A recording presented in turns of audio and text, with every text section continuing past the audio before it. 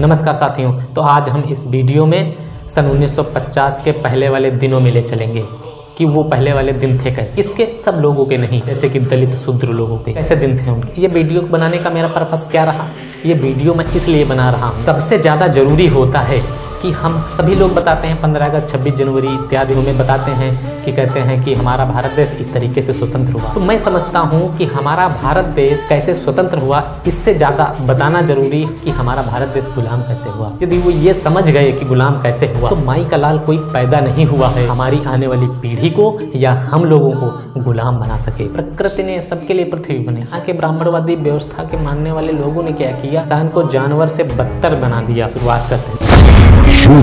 देखिए कैसा दिन रहता था पहले के समय, दिन कैसा बीतता था उनका। सुबह होती है, उठते हैं, उठने के बाद में काम पे जाना होता है। कुछ जगह ये व्यवस्था थी, उन लोगों ने लागू कर रखा था। गले में हांडी है, कमर में झाड़ू है। हांडी क्यों? थूकने के लिए, जमीन पर ना गिर जाए, अपवित्र न हो जाए जमीन। कमर में झाड़ू, झाड़ू क्यों? क्योंकि चले तो पैरों के निशान मिट जाएं, उस पैर पे किसी जमींदार का पैर न पड़ जाए, किसी ब्राह्मण का पैर न पड़ जाए। पड़ गया क्या होगा, मैं नहीं हूं, अपवित्र न हो जाए, तरीके से व्यवस्था थी। क्यों मारा उन्होंने तुम्हें? मैं अछूत हूं ना, मैं किसी को छू नहीं सकता, कोई मुझे छू नहीं सकता। मेरी छाया से भी लोग अपवित्र हो जाते। ये मटका मैं जमीन पर थूकता हूं, गंदी हो जाती। तो ये थूकने के लिए मैं चलता हूं तो मेरे से जमीन मैली हो जाती। तो बिठाने के लिए झाड़ू। संभल के।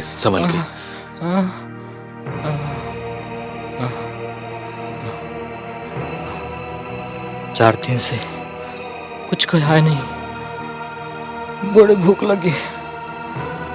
भूख के कारण निकल पड़ा। इस समय मुझे नहीं निकलना चाहिए। रात में सूरज सर पे हो तभी निकलना। नहीं निकलूंगा, नहीं निकलूंगा। मैं नीच अछूत, मारा मुझे। नहीं निकलूंगा, नहीं निकलूंगा, नहीं निकलूंगा। क्या हो गया तेरा? क्या बना दिया तुझे? अरे क्या बिगाड़ा था इसने किसका? कौन सा गुनाह किया था जिसकी सजा मिल रही है इसे, इस इंसान को? इंसान प्रकृति की सर्वश्रेष्ठ रचना इंसान। देखो कितना जलील बना दिया इसे। अरे विडंबना का कौन सा रूप है? तू मर क्यों नहीं जाता? तू जिंदा क्यों है? मर जाता तो अच्छा था। तेरे लिए इस पृथ्वी पर कोई जगह नहीं है। देख, मेरे शब्द तेरी इस अपमान को व्यक्त नहीं कर पा रहे मेरे भाई। किसे जवाब मांगू मैं तेरे इस अपमान का? किसे? भारत की कौन सी सभ्यता से, विश्व की कौन सी संस्कृति से? देखो देखो देखो, तुम्हारी मेरी तरह बने साढ़ मास के इंसान की ये हालत उसके अपने ही घर में। देखो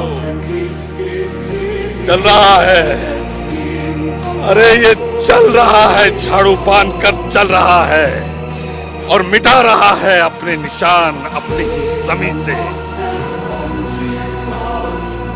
ये मटका है थूकने के लिए। अरे थूक तो इस मटके में थूक अपने वर्तमान पर, थूक तो अपनी तकदीर पर, थूक तो अपने आप पर।